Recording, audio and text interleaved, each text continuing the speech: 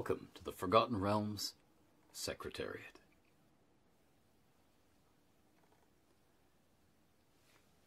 Many of you who reach this page will be fans of the realms. You will love the realms. You will know the realms. But for those of you who have arrived here by accident or on a whim, or for anyone who's new to the realms, the Forgotten Realms are a large, detailed fantasy world. They have become that way over 50 years. 50 years ago, they started as just a place, a setting for me to tell stories in. You see, when I was a little kid, really little kid, because I started working on the realms when I was 6, so we're talking before I was 6, I was one of those things they called a childhood prodigy, and I would read every book in the house if I could get my hands on it. And my father had a den downstairs crammed full of books, everything from proceedings of the International Electrical Engineers in bound volumes right down to what passed for salacious paperbacks in the 1930s. And these were all crammed into my father's den, and I would devour them. Everything was there, shelved by size. So I was getting everything from Woodhouse and Kipling to cheesy porn. I was getting everything from first edition of The Lord of the Rings, shelved right next to The High White Forest by Ralph Allen, a novel, The Battle of the Bulge, because they were shelved by size. My father had custom-built bookshelves, and they were all crammed in there. And I would try everything. And I would run upstairs quite often and say to my dad, "Dad, this one's great. Where's the next one? I want to read more about these characters." And all too often, because of, when my father grew up and the books he liked to read, all too often, he would reply, "Well, son, if you want to read any more about that, you're going to have to write it yourself, because the guy who wrote that died 30 years ago, or, there's only the one." And I would say, "Oh, great, okay." And I would rush downstairs, and I would write a sequel, all by myself. Usually a short story, because I'd usually run out of gas pretty quickly. And these pastiches, these flat-out copies, were usually pretty terrible. But I was learning style. I was learning how to write. I was learning what I loved and didn't like in a story, what I wanted more of. I was learning what it was to explore an imaginary world. So there came a time when I was enjoying Fawford and Grey Mouser stories by Fritz Leiber, that at that time were serialized, or came out, not serialized, but came out when he got around to writing a new one, in the pages of Fantastic magazine. And these were, at the time, new to me. And I realized, only after reading enough issues of the magazine, that, hey, these stories, which were self-contained adventures, they all took place in the same world. And as these two heroes traveled from place to place and had all these adventures, you got to know a little bit more about the world with each episode. So you could enjoy it if you and not feel like you were missing much of anything if you'd never read any other story in the series. It stood alone. But if you did read other stories, you were slowly learning more and more about the world in which these two heroes were adventuring. I decided, hey, this is a great idea. I'll do it. I'll do my own. But I didn't want to copy Fawford and Grey Mouser because, first of all, Fritz Leiber was still alive and still churning out great adventures, and there was no way I could ever write a Fawford and Grey Mouser adventure as good as what he was going to give me. I didn't want to even try. Not only did I realize there was something ethically wrong with that, but I didn't want to ruin Fawford and Grey Mouser for me by writing them doing one thing and then find a new story when it came out in the latest issue of Fantastic and they were doing something else. I didn't want that. I wanted to do my own. And so I came up with Mert the Moneylender. And yes, Realms fans who might think that Elminster is my character, remember I've created by now 8,000 or 9,000 named characters in the Realms, and Elminster is just one of them. Elminster happens to be the one that TSR and later Wizards of the Coast wanted me to write most about.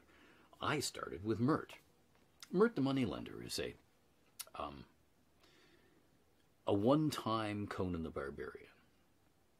Years and years ago, like 30 or 40 years ago. Imagine Shakespeare's Falstaff, sort of with a dash of Guy Gilpatrick's Glencannon and a whiff of Poul Anderson's Nicholas Van Ryn. A fat, wheezing, out-of-shape man who wears floppy old sea boots and wears clothing stained with food all down the front, who can't outrun people anymore, and he certainly can't outfight them, but he can try and outthink them. So he's making his living now as a moneylender, as a merchant, buying and selling, bartering, swindling.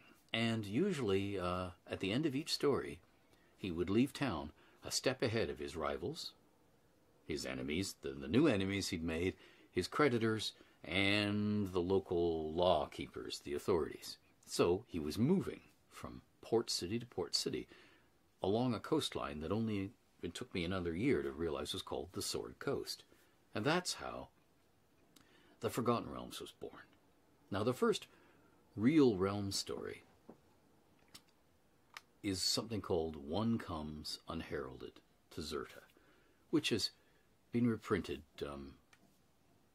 since, so you can still find it. And it introduced Mert and Elminster and some of the Seven Sisters and other characters that have featured in the realm since, like Phil Farrell, the Queen of Cormyr, for a long period of time. And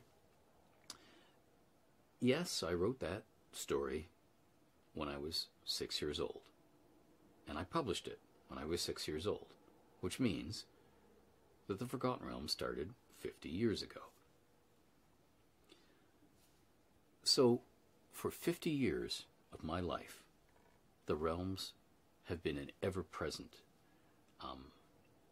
playground, a place I can escape into in my imagination, a place I can detail, add a little bit of this, add a little bit of that, this imaginary world. And almost every day of my life, I have added something to the Forgotten Realms, which is one of the reasons that it's big and very, very detailed. Probably larger and more detailed than, say, Middle-earth.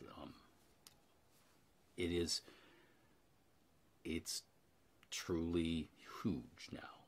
And one of the things that has meant the most to me is, since I shared the realms with the wider world, it has become not just my world, but everyone's world.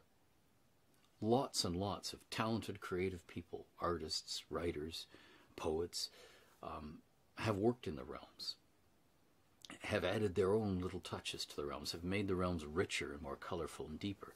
And the realms has been developed in the same way that I would develop things for my original players, who always wanted to know more.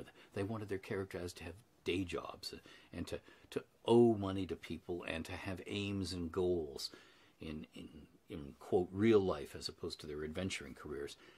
So in the same way that I would answer little questions for them, detailing this and that little tiny thing, like how is this door hinged and how is it fastened, down to I've lived in this village all my life. Have I ever seen this man before? Or does he look like someone I already know? Could he be, somebody's uncle or nephew? Those sort of questions I would answer all the time. And I do that even today, and just about every day between then and now, for my fans. And what has really touched me about the realms, what really makes the realms special, is how much it has come to mean to so many people. I love going to conventions and seeing how other people are enjoying the world that I created. It really lights my creative fires. It really gives me pleasure to walk into a room and see people playing, say, the Lords of Waterdeep board game, or role-playing an adventure set in the realms, and they're using characters I created. Or, for that matter, knowing that there are lots of real people walking around our real world who are bearing the names of characters I created, invented names that had never existed before. There are ladies out there in the realms called Laeral or Illustrial. names I created for my characters in the realms, and that's such a really cool feeling. There's not many people who get to have that sort of influence on just everyday life out in society. The realms, in short, have become very important, not just to me, but to many of you.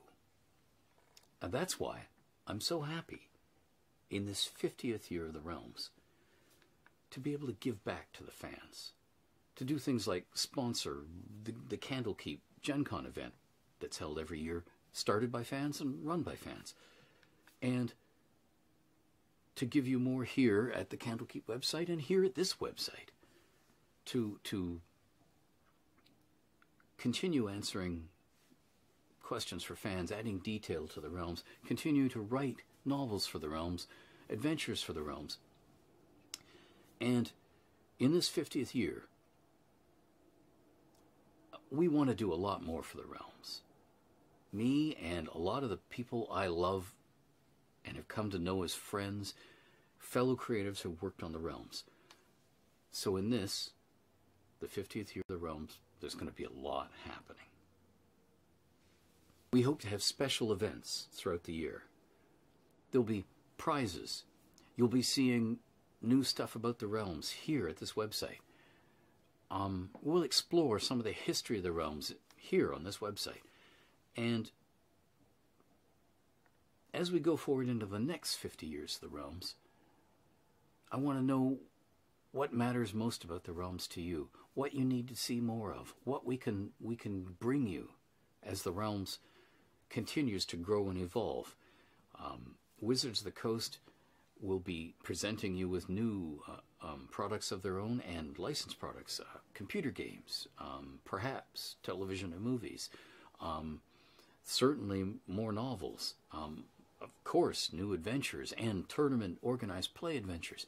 And what else can we do to bring the realms to you? What else can we do to make the realms really shine and to make people who have come to the realms new come to love and care about the realms as much as it has come to mean to those of us who have been along on the ride for decades.